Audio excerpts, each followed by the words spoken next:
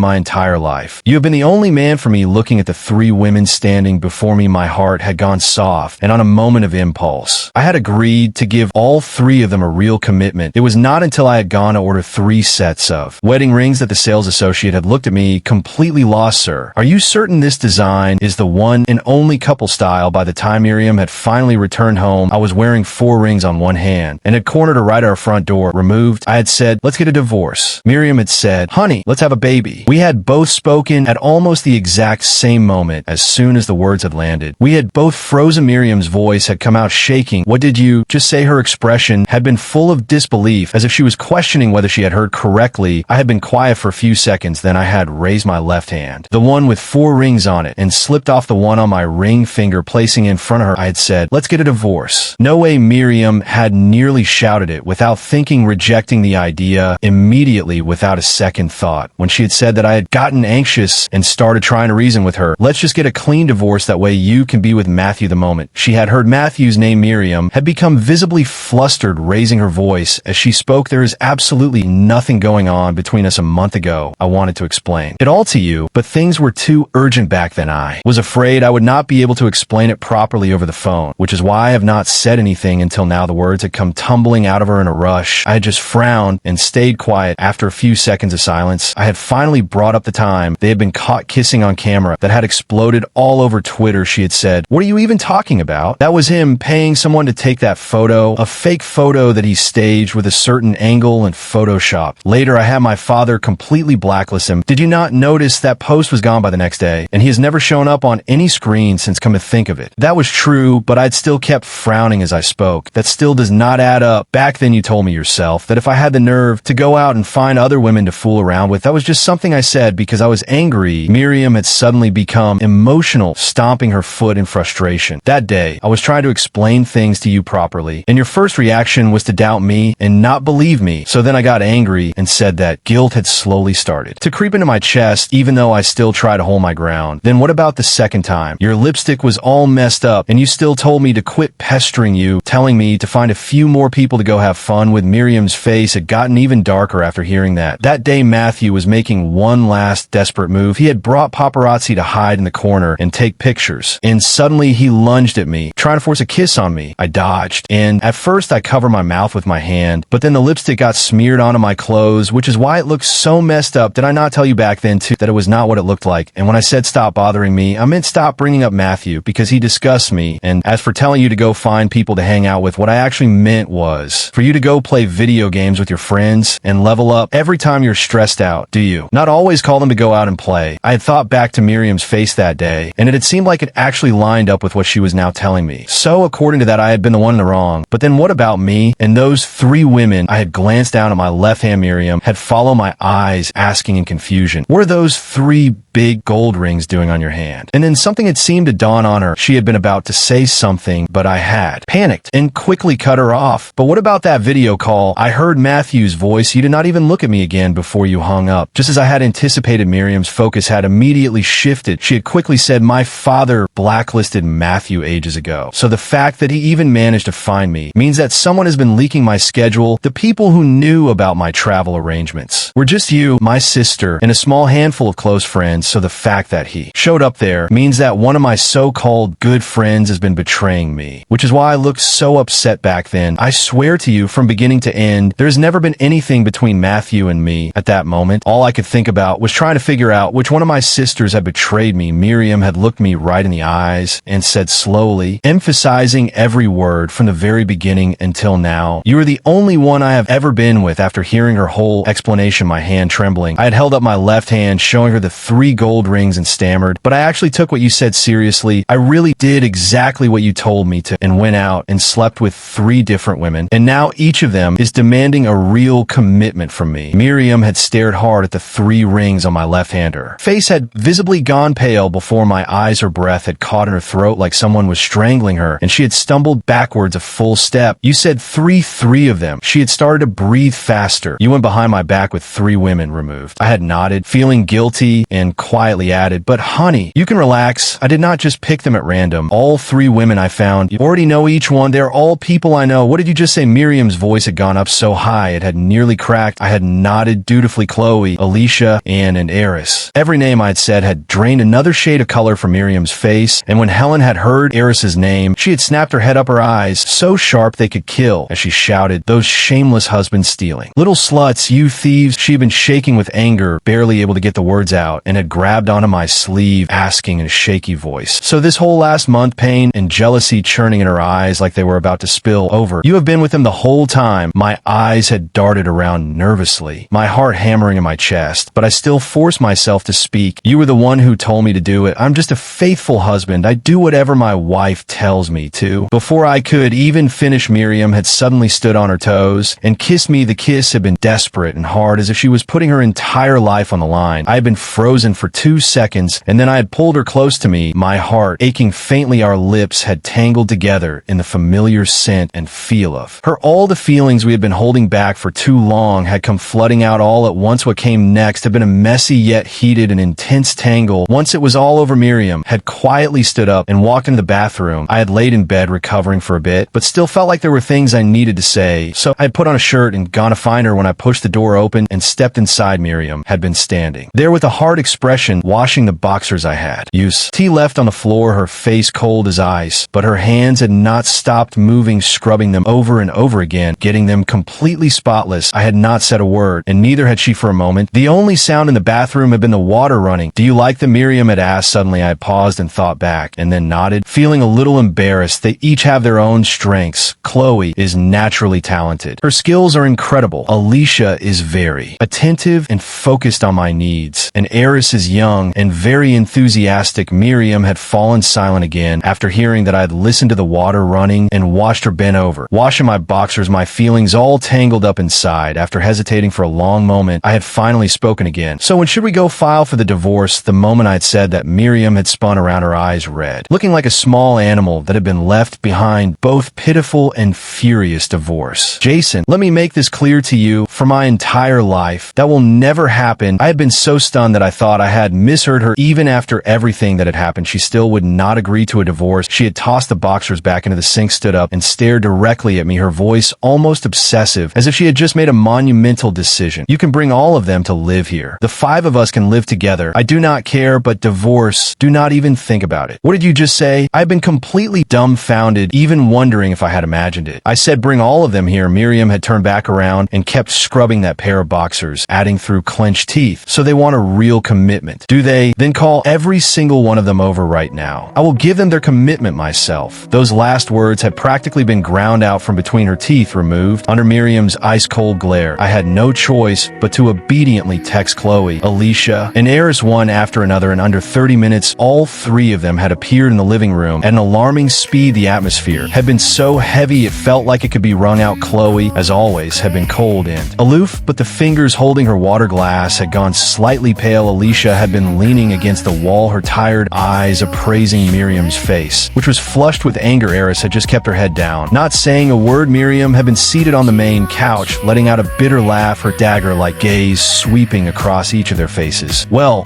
aren't you all something?" Her voice cold enough to frost over, and then she let out another sharp huff. "Stealing my husband right in front of me is bad enough, but the fact that you came as a group and leaking my schedule to Matthew, that was you as well, was it not? Your goal was to destroy my marriage completely. Was that it?" The room had been terrifyingly quiet. None of them had denied it. Chloe had been the first to speak, her voice calm, but with an undeniable sincerity. "We are all ready. At this point, is there even any point in talking about this anymore? I genuinely want to spend my life with your husband." Alicia had rolled her eyes. "Do not forget, you were the one who pushed him away in the first place. If I surpass you later on, that is not my fault." Eris had lifted her head nervously and then dropped it just as fast, murmuring, "Sis, I am sorry, but I really do like Jason. All of you shut your mouths right now." Miriam had slammed her glass down onto the floor. The sharp sound of it breaking made everyone fall silent. In an instant, she had taken a deep breath, as if she was using every bit of her strength to hold back her anger, radiating the kind of energy that said, "The wife is present. Listen carefully." She had bit her lip, her eyes sweeping over all 3 of them. "There is absolutely no way I am divorcing Jason, so none of you should even bother dreaming about being the main wife. Either you settle for being number 2, number 3, or a number 4, or you can get the hell out of here right now." After about 5 seconds of silence, Eris had been the first to respond. "Sis, I'll be number 2 then." Alicia, afraid she would lose her place, had quickly chimed in. "Then I will be number 3. You think you're number 3? Chloe had stared at Eris with displeasure. "Based on seniority, you would not be number 3 no matter how we count. You should be number 4. Eris had just tilted her head and said flatly, "Limited spots. First come, first serve." Chloe had nothing to say to that. Removed. Miriam had done exactly what she said. She had actually made a rotating schedule for the 3 of them. Monday, Wednesday, and Friday belonged to Eris, Alicia, and Chloe. Tuesday, Thursday, and Saturday were her own days. Miriam had said, "This is already the biggest concession I can make." And as for Sunday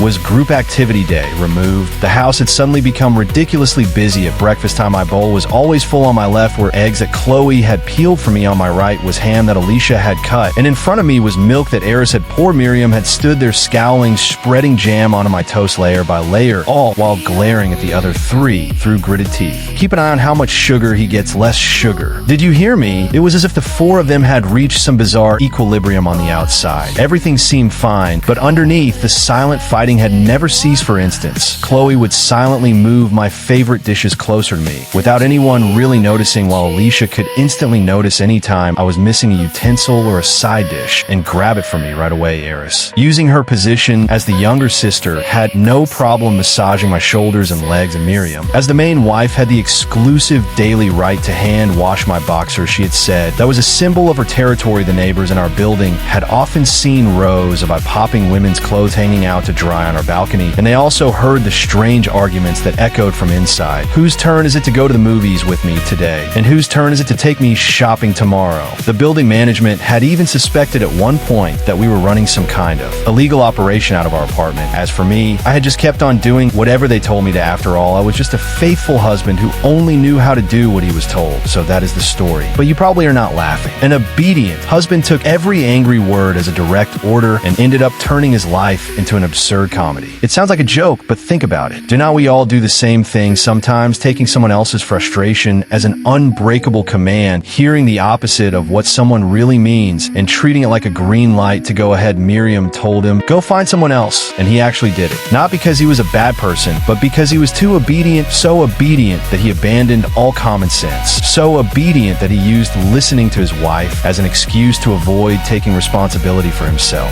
True respect is not blind obedience. It is hearing the words the other person does not actually say. And on the other side, behind all of Miriam's angry words, was a desperate need to connect that had never been met. When she said, stop bothering me, what she really meant was come and hold me. She pushed him away to test his love and nearly lost him to someone else in the process. The scariest thing in love is not fighting. It is when one person actually walks away and the other one never thought they would.